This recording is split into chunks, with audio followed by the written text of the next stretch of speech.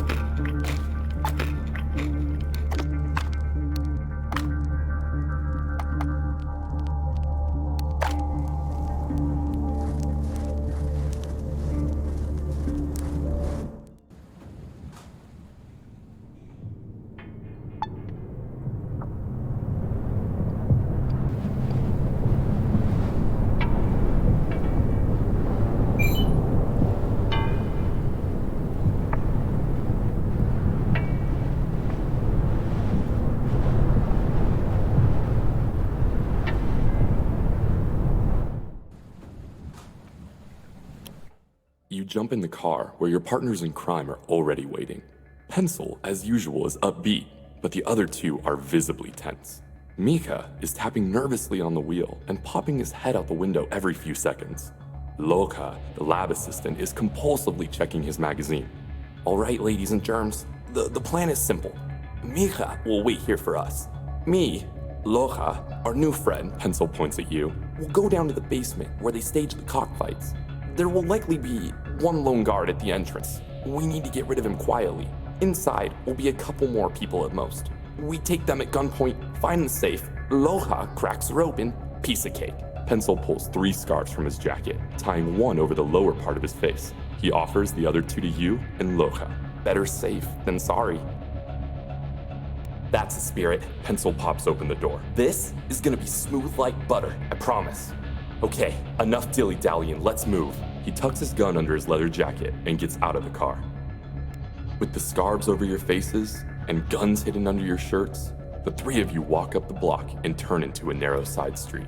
You walk fast for about 30 more meters before coming to a T-junction. A 5-story house from the 50s towers above you, but the way is blocked by a handful of tumble-down shacks. Crap. This was all open space just a week ago. These anthills keep going up everywhere, Pencil swears. That 5-story building, that's where we're going. The road to the left traverses a residential block. On the right area, lean-to shanties and medieval-looking spiked fences.